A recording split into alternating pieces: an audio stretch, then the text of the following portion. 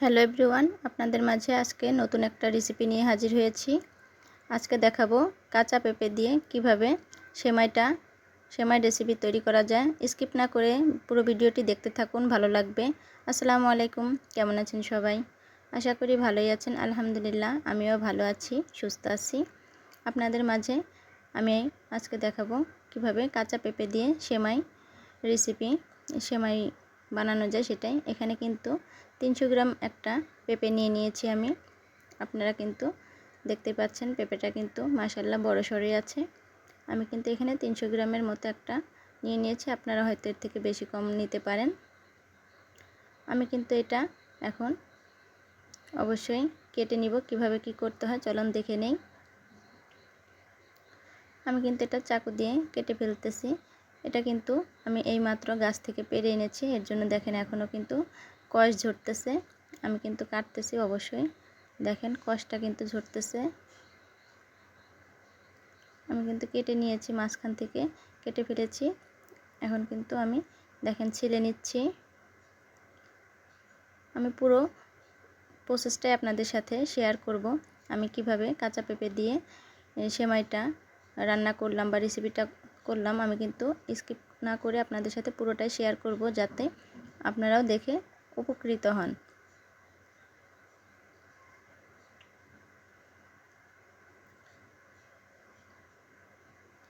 আমি কিন্তু মাছের যে ওই বিচিগুলো আছে আমি কিন্তু ওগুলো সব পানিতে ভিজিয়ে রেখে কিন্তু করব, যেহেতু কোয়াশ আছে, মানে কোয়াশ থাকলে তো আসলে পিছলা লাগে, হাতে ধরা যাচ্ছে না। আমি কিন্তু এর জন্য কোনো রকম ছিলেই কিন্তু পানিতে দিয়ে দিচ্ছি।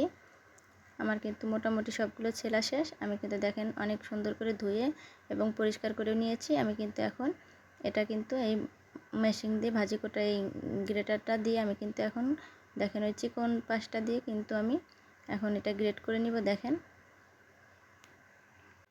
আপনারা কিন্তু চাইলে বটি বা চাকু দিয়েও কাটতে পারেন, কিন্তু বটি দিয়ে যদি কাটা যায় হয়তো এত করে কাটা যাবে না। এটা দিয়ে যেমন কাটলে অনেকটাই সৌন্দর্য আসবে, হয়তো হাত দিয়ে কাটলে একটু মোটা মোটা হবে। এজন্য আমি এই মেশিনটা দিয়ে কেটে নিচ্ছি, ভাজি কাটা এই মেশিনটা দিয়ে কেটে নিচ্ছি। দেখেন আমি কিন্তু একে একে সবগুলোই কেটে নিব। অবশ্যই ভিডিওটি স্কিপ না করে অবশ্যই ভিডিওটি দেখতে থাকুন, অনেকটাই ভালো লাগবে। একটু হলেও আপনারা উপকৃত হতে পারবেন এই ভিডিওটি দেখে। অনেকেরই অজানা যে কিভাবে পেঁপে দিয়ে সেমাই বানানো যায়। আসলে আমি যখন এই রেসিপিটা বানিয়েছি বা বানানোর পর যখন খেয়েছি, আসলে মাশাআল্লাহ অনেকটাই ভালো লেগেছে। অনেকটাই দেখেন আমার কিন্তু পুরোটাই আমি অফ ক্যামেরাতে কুটে নিয়েছি। আমি কিন্তু কাছ থেকে আপনাদের দেখিয়ে দিচ্ছি। দেখেন মাশাআল্লাহ কতটাই সুন্দর হয়েছে।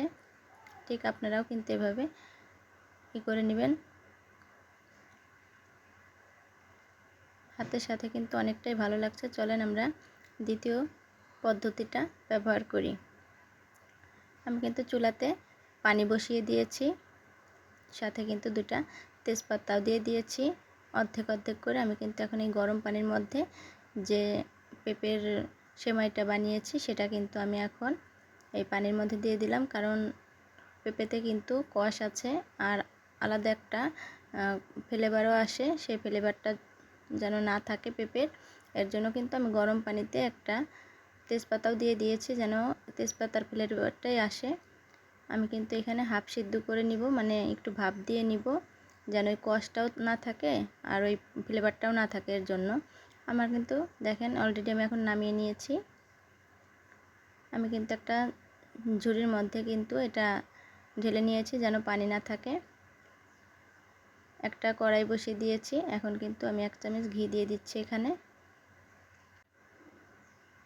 দেখেন ঘিটা কিন্তু আমি 1 চামচ ঘি দিছি, আপনারা কিন্তু বাড়িয়ে কমিয়েও দিতে পারেন।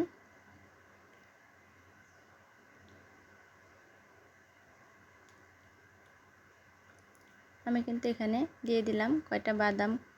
অবশ্যই বাদামটা দিয়েছি সৌন্দর্য দেখার জন্য বা স্বাদটাও বাড়ানোর জন্য। আমি কিন্তু বাদাম দিয়ে দেখেন এই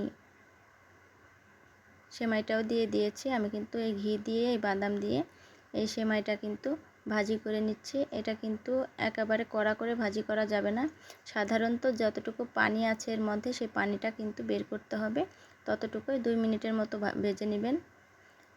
একটু ঘন ঘন নাড়তে থাকবেন। আমি কিন্তু একটু ঘন ঘন নেড়ে ভেজে নিচ্ছি, যেন নিচে লেগে না যায় বা লালচে যেন না হয়ে যায়। এটা যেন কোনো রকম ধরে না যায়, ধরে গেলে কিন্তু দেখতে ভালো লাগবে না। দেখেন কালারটা কিন্তু আস্তে আস্তে অনেকটাই সুন্দর হয়ে আসতেছে। দেখেন কতটা ঝরঝরে হয়ে যাচ্ছে। এটা কিন্তু একটু ঝরঝরে, ভিতরে যে পানির ভাবটা ছিল সেদ্ধ করাতে, সেই পানিটা যেন না থাকে, এর জন্যই আমি একটু ভেজে নিচ্ছি ঘি দিয়ে। আপনারা চাইলে কিন্তু তেল দিয়েও ভেজে নিতে পারেন। আমি কিন্তু দেখেন এটা আস্তে আস্তে নেড়ে নিচ্ছি আর ভেজে নিচ্ছি। দেখেন কতটাই সুন্দর হয়েছে, কালারটাও কিন্তু একটা কালার এসেছে, কালারটাও কিন্তু দেখতে মাশাআল্লাহ অনেকটাই সুন্দর লাগতেছে। আমি কিন্তু নামিয়ে নিয়েছি। দেখেন আমি কিন্তু নামিয়ে নেওয়ার পর আপনাদের সাথে শেয়ার করতেছি যে কতটাই ঝরঝরে হয়েছে দেখতে। এখানে কিন্তু দুধ নিয়ে নিয়েছি, পাতিলে কিন্তু আমি 1 লিটার পরিমাণ দুধ নিয়েছি, সেটা তো আপনাদের সাথে দেখাচ্ছি। এখানে কিন্তু আমি দিয়ে দিচ্ছি গরম মশলার এলাচ এবং দিয়ে দিচ্ছি, দিয়ে দিলাম চিনি। আপনারা যতটুকু মিষ্টি খান ঠিক ততটুকুই আপনারা মিষ্টিটা দিয়ে দিবেন, যে যেমন মিষ্টিটাকে পছন্দ করেন তেমনই দিয়ে দিবেন। এখানে কিন্তু আমি মিষ্টির জন্য মানে একটু স্বাদ বাড়ার জন্য একটু লবণ দিয়ে দিলাম। এখানে দেখেন আমি সেই সেমাইগুলো কিন্তু দিয়ে দিচ্ছি। আমার কিন্তু দুধটা জ্বালিয়ে আমি কিন্তু অনেকটাই শুকিয়ে নিয়েছি। দুধের কালারটাও দেখেন মাশাআল্লাহ অনেক সুন্দর। আমি সেই পর্যায়ে কিন্তু দেখেন সেমাইটাও দিয়ে দিচ্ছি একে একে। দেখতে কিন্তু অনেকটাই লোভনীয় হয়েছে, অনেকটাই সুন্দর। আর আমার ভিডিওটি দেখতে দেখতে যারা এই পর্যন্ত চলে এসেছেন তাদেরকে অসংখ্য ধন্যবাদ।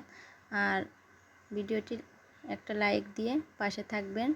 আর অলরেডি যারা সাবস্ক্রাইব করে দিয়েছেন তাদেরকে অসংখ্য ধন্যবাদ।